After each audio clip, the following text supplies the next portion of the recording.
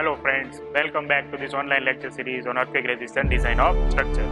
Now, as you remember, in the previous lecture, we have started with the discussion of base isolation system.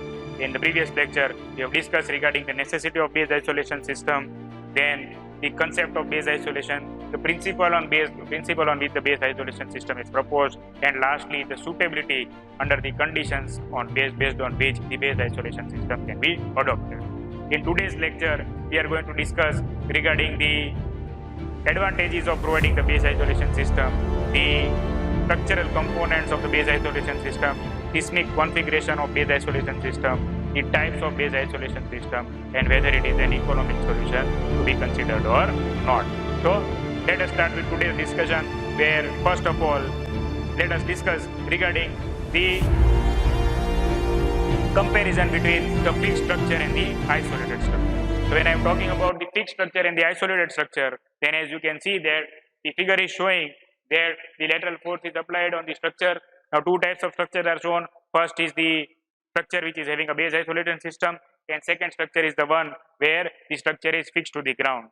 Now as shown in the figure itself, it is pretty much clear that the structure that is having base isolation system is undergoing very little deformation as compared to that of the fixed system. Why? Because the amount of force or the amount of acceleration that is likely to transfer due to the ground shaking is going to be very less in case of base isolation system as compared to the fixed structure. And also the load versus displacement graph is shown, where on the first side, that is the other side, you can see the graph of the fixed structure, and on the second side you can see the one of the isolated structure. So in case of the fixed structure, you can see that almost the kind of behavior that we are expecting of the deformation shape of the column that we have in case of fixed support, same kind of behavior is obtained over here. Whereas in case of isolated structure where base isolation system is installed, then it is almost going to be a straight line where you can say that the lateral deformation is of negligible amount. So you can see how effective this particular system can be if properly installed after understanding the concept of this particular thing. Now we come to the discussion of advantages or consideration for the base seismic isolation system. That is, what are the advantages of having a seismic isolation system? The first advantage is that if the seismic isolation system is going to be provided, it is decided from the very beginning that you are going to install the base isolation system for a particular structure. Then in that case, what happens is that the isolation leads to a very simple structure with much less complexity, much less complex seismic analysis, and at the same time the structure is going to be very much simple in nature in terms of ductile detailing also, and also the type of seismic analysis that you have to do as compared to that of the conventional structures.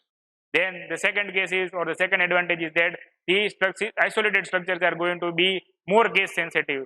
It is going to be more sensitive as compared to the conventional structures, and as a result of that, what is going to happen is that the structure is going to behave in a better way. And isolated structures are going to have less sensitivity when subjected to earthquake forces as compared to conventional structures.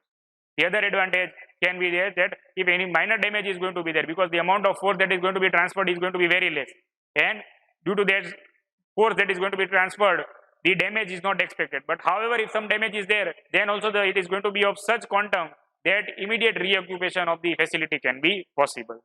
And the other thing can be said is the type of behavior of the isolator is very much predictable. So it is going to be more reliable as compared to the performance of conventional structure, wherein a particular type of behavior or particular type of damage is only going to be expected. The other thing is going to be such that since these isolators are going to be pretty much flexible in nature, the damage is not likely to be there. However, if damage is going to be there, then it is going to be pretty much at the local level, and it is going to be of such extent where immediate repairing or retrofitting of that particular junction is likely to be possible.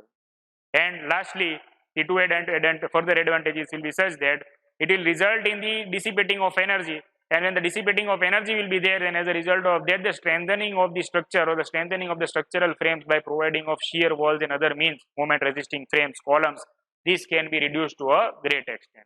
And lastly, when you consider the dynamic loads, then in case of dynamic loads also such as the blast load, the impact on the structure is going to be greatly reduced when base isolation system is installed, and as a result of that, the performance of the structure can be much improved in case of heavy lateral loads as well. So these are all different advantages of providing the base isolation system as compared to the conventional system.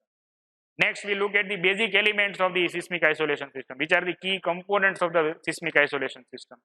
Then first is going to be a vertical component, which is going to be having the capacity of carrying the vertical load, and at the same time it should be flexible enough so that the period of the structure is elongated to some extent.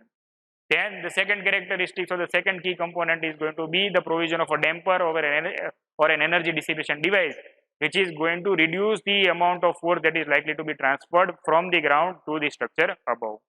Then the other thing is that we have to keep in mind the criteria of minimum rigidity also for service loads also.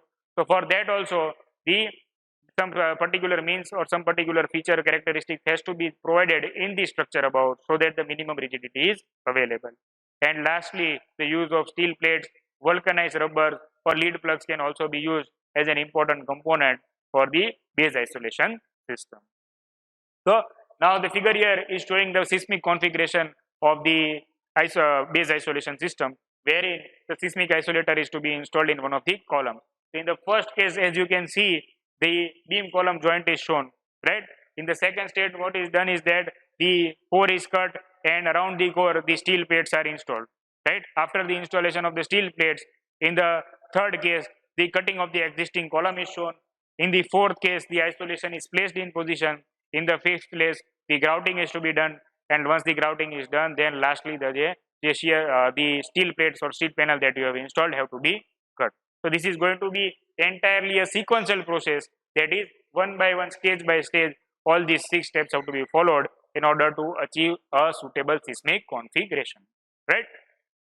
Next, we discuss the important question whether this particular system that you are going to adopt, this particular system can be considered as an economic solution for the structure or not, because structure is all about economics, as we have seen and as we are well aware, right? So in case of base isolation also, this question will also always remain whether this additional cost that you have to incur due to the installation of the key components of base isolation system will help in balancing the economy, or it will increase the cost of the project, or it will reduce the cost of the project, right? So that is what we are going to discuss over here. So base isolation allows for a reduction in the structural elements of the building with less ductile retaining medium. Why? Because when the force is going to be transferred to the building is going to be less, then as a result of that, the moment of inertia of the section or the section resistance of the section required will be also less.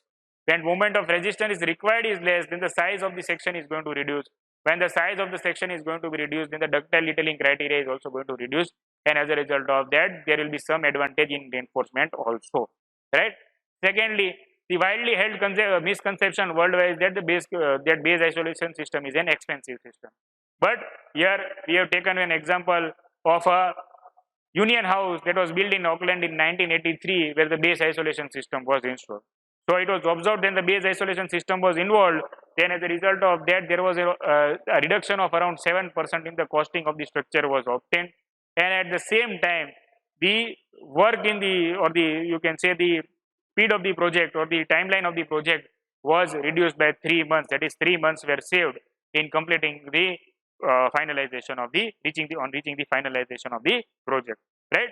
So the research or the study of such case studies have shown that whenever the base isolation system will be installed, then it is going to inculcate only 3% of cost, which is going to be not a major cost when you look at the overall economics of the structure that you are going to do. And at the same time, the amount of flexibility that it is introducing, and at the same time, the amount of advantages that it is bringing forward, based on that, we can say that 3% of cost is a very economic number which you can have for achieving the stability and safety of the structure. The other advantage or other point that we can discuss regarding the seismic isolation system is that the seismic isolation system device requires no maintenance during the life of the building, right? If you are going to go for any other kind of systems, retrofitting or strengthening, then in the first case, these agencies are going to be different. So as a result of that, you will have to pay an extra cost to them. Once these are installed, then they will have a limited life. So the maintenance of these things are also to be kept in mind. Whereas in case of seismic isolation system, maintenance is not required at all, and as a result of that, the maintenance cost is going to be there. Initial investment is going to be there, that is going to be 3%, right? Additional 3%. But once the initial investment is done, then the maintenance is not going to be there. And the efficiency of any system is always checked in that way, whether the investment is low and the maintenance is high, or the second thing is that the investment is high and the maintenance is almost negligible. But here, in case of seismic isolation system, we can say that it is going to be a case where the investment is also going to be very low and the maintenance is almost going to be negligible in nature, right?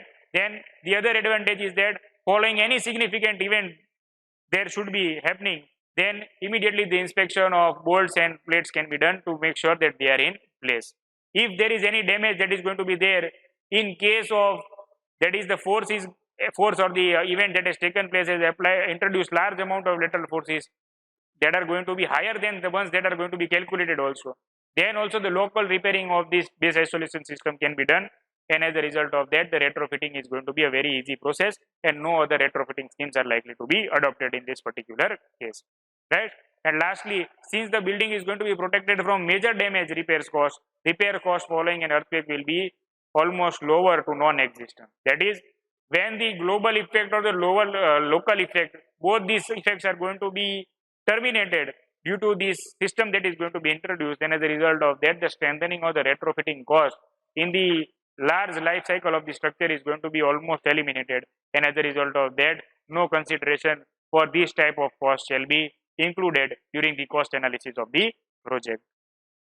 And lastly, before we end today's session, we talk about the different types of base isolation systems are there. Then basically two types of system are there. First is known as the sliding system, second is known as the elastomeric system.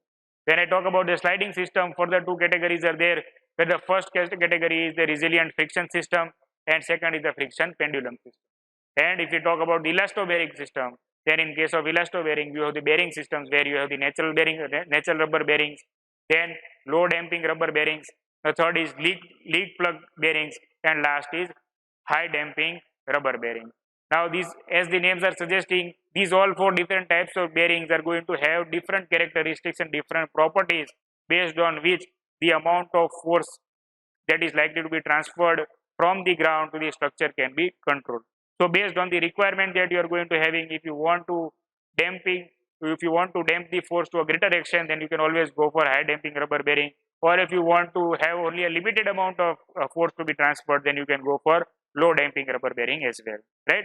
In the previous series, that is the structure, in the subject of structural dynamics also, we have discussed several times regarding the